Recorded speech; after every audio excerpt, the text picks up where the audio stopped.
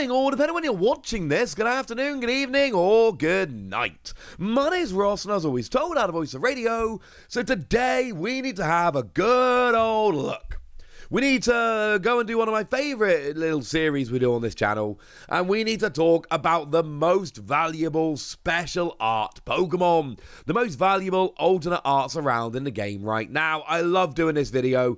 Doing this video makes me very happy indeed, and we have gotten to the point, like the cutoff for the top 10 here is roughly $145. And I say roughly because actually these values are getting quite high and they change quite a bit and they do fluctuate. So please do bear in mind, I'm using the best information at the time I've got when recording this video. I'm not guaranteeing it's all perfect and definitely going to hold forever, because that's just not the way it works. But I found, 7 cards that did make it up to over $100 and yet didn't make the list. So very quickly, I do think we need to acknowledge them. So we've got the alternate art Tyranitar V from Battle Styles with the amazing Hyganasuke artwork. One of the ones I want to pick up, it's a $100 card. That makes me a little bit sad. I'm not sure if I'm ever going to pick this one up. But regardless, ladies and gentlemen, I love this card. I want this card. It is an absolutely beautiful card. The Mewtwo from Crown Zenith, the special art rare from the Galarian Gallery. It is a stunning card artwork-wise. This one will set you back, again, about $100 at the moment, although I do need to give you my usual caveat here, and that is to say, yes, it is a $100 card at the moment, that is true, but it has started going down in price finally, and I do expect this one to fall down over the next few weeks. Now, Machamp V is a card that I've told you on a number of occasions should not be as valuable as it is. And I say that because it's not that valuable in Japan, and it's very rare for cards to get ridiculously valuable in English when they're not in Japanese. For some reason, Machamp fits that bill. It is the Astral Radiance card that makes no sense. It's $105, and I'm sure over time it is going to fall. Hasn't fallen yet, ladies and gentlemen. Well, it has actually fallen a little bit, but it hasn't fallen enough yet, ladies and gentlemen. It's still rocking around a $105 card. Now, Umbreon V, not the V Max, we'll get to that one later, but Umbreon V is coming in here at about $110, and it's honestly the usual kind of deal. It's an Umbreon card. People adore Umbreon, and it's a special art of a low pull rate. What more can we say? Now, Aerodactyl is the Lost Origin card that makes no sense, in the same way that Machamp is the Astral Radiance card that makes no sense. This one's sitting at $120, and I adore the card, I adore the artwork. When I say it makes no sense, I don't mean it's not a good card, and I don't mean I would not want a copy of this card. I mean, it is a standard, ordinary, run-of-the-mill special art in Japan that attracts the value of an ordinary, everyday, run-of-the-mill special art over in Japan, and yet over here it is one of the most expensive cards in the game, and it doesn't make any real sense. It is way more expensive than it should be. Do love the artwork though. Galarian Moltres comes in at about $130, gutted for Chilling Reign. There are very few cards from Chilling Reign that are up that level of value. Galarian Moltres has been on this list in the past, and that's lovely. There is a card from this set on the list. We'll get to that one later. Galarian Moltres is $130. It's a great card. Doesn't make the list. And finally, Sylveon VMAX at $140 also just doesn't make the list. And that's a little bit sad, because Galarian Moltres and Sylveon are the two on this list that I've pulled, and they don't quite make the list, in English at least. I've got a more valuable one in Japanese. It's Sylveon, it's great, people love the evolutions, it doesn't quite make it. So those are the cards that don't make it. Which cards do? Well, in at number 10, we've got Glaceon V Max, and it's coming in at $145, right? So it's absolutely fair to assume that in the not too distant future, this and Sylveon might end up being switched around. In terms of playability, it's never seen a huge amount of play. It is immune to VMAXs, but it's just never seen a huge amount of play.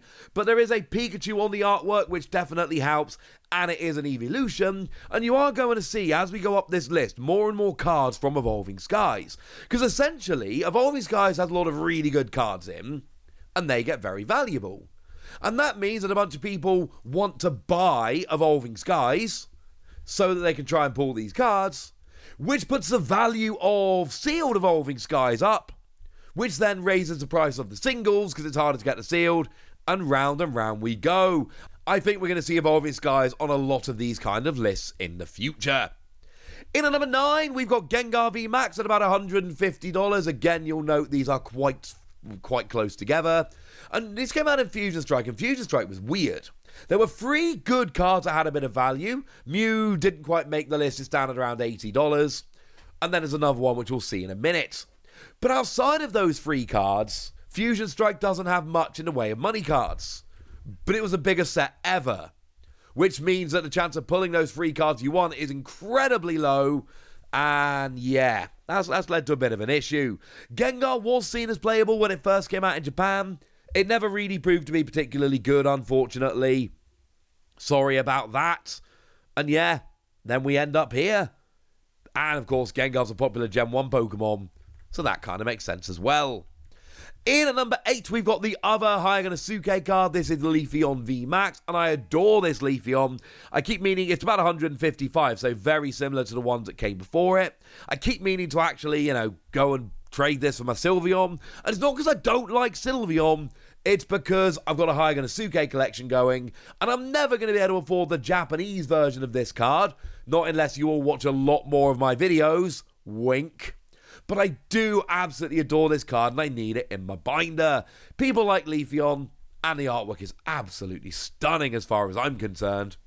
Now, this was a vaguely playable card. Initially, there were Leafeon decks running around, and seeing the odd top cut here or there. That was in the past. I'm afraid it's gone. In at number 7, we got Espeon V Max at about $160. Again, these remain grouped very tightly together. And the thing about Espeon is, it's one of the other cards from Fusion Strike. Although it is an evolution, it wasn't in Evolving Skies just because of the way it was released over in Japan. And essentially what we've got here is another evolution that people love. Espeon is very popular. It's worth noting that even nowadays, Espeon still sees play because of the ability that protects you from effective attacks if you've got any energy attached, which is kind of lovely. And the Japanese version is borderline impossible to get hold of, which helps the English version be more sought after. And there's just so many cool things going on about this card that makes everybody love it. In at number 6, we've got Blaziken V, which is coming in at about $165. And I believe, I'm looking down this list, I believe this is the only card from pre-Evolving Skies. Now, to be fair, there were only 2 sets before Evolving Skies that had alternate arts.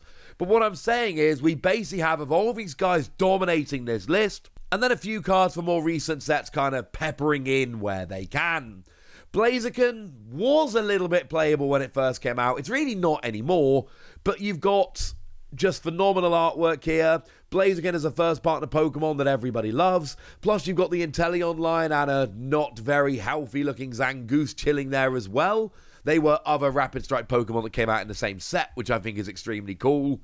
And that all adds up to a very popular Pokemon.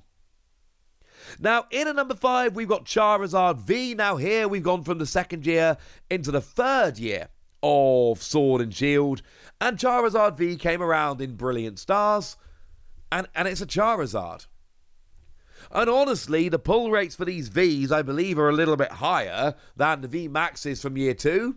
Essentially, the ones we've done up till now are all year 2 of the Sword and Shield TCG, when we introduced these alternate arts, but now we're getting into year 3 with Brilliant Stars. And yeah, it's Charizard. And that's pretty much all you need to say. It is a special art Charizard, it's a fancy looking Charizard with a low pull rate. It was always going to be one of the more popular cards around. It really is as simple as that. It's not a terribly playable card, but it is a very cool card. I don't have this one in English. I did actually pull this one in Japanese. I had a run of buying boxes in a Japanese Pokemon Center that went phenomenally well, so this made me very, very happy indeed. Now we see a slight bit of a jump here up to Lugia V in 4th place at about $190. I have used TCG Player for the values. I've also looked on eBay, etc. I've looked at a bunch of different places, but like I say, this is my best estimate. It is not a guarantee. But Lugia V, it's kind of apart from a lot of the cards on this list, because Lugia V is like proper job playable. Like full on, unquestionably, over the top, great in terms of playability. Lugia V is a phenomenal card. Well, the V Max is a phenomenal card. You need the V to evolve into the V Max. And it's also Lugia.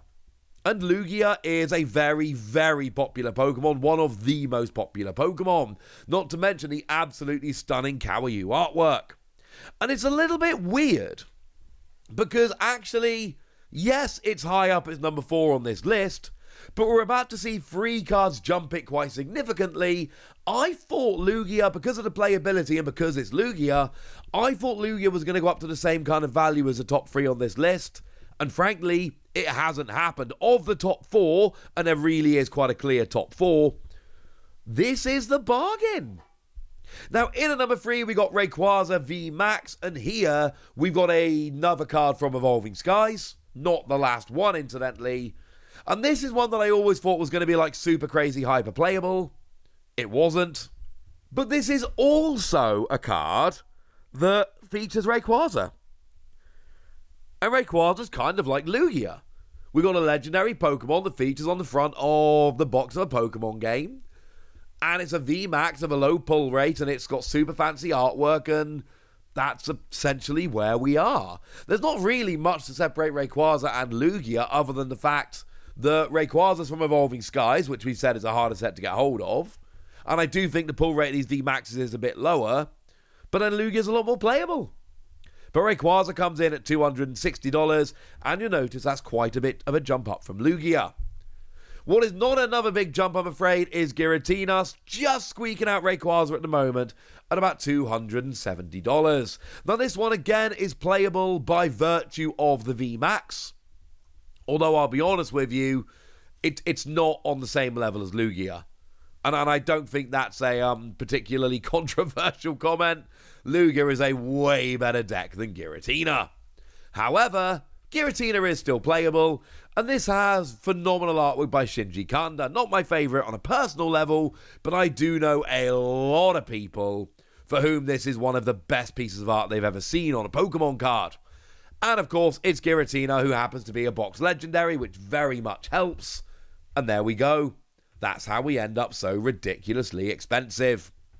And then, of course, in at number 1, it's Umbreon. And if you've got a baseline knowledge of the Pokemon TCG at the moment, you clicked this video knowing Umbreon was going to be number 1. And it's not even close. You know, Giratina's number 2 at $270, Umbreon's number 1 at about $500. It's not quite double, but it's not a million miles away. And what happens in card games, and I've seen it happen in other card games, not just in Pokemon, is some cards basically end up with a kind of like a mythical status. Everybody decides that is the card, and it pushes the value of that card just crazy high. Umbreon, yes, Umbreon's a very popular Pokemon, no doubt about it. But is it that much more popular than Pokemon like Rayquaza, or Lugia, or Charizard? And it's not more popular than Charizard. And I know it's some Evolving Skies, and that helps. And it's a VMAX with a low pull rate, and that helps. It actually has a really nice ability that we played for a while that's just gusting when you evolve into it.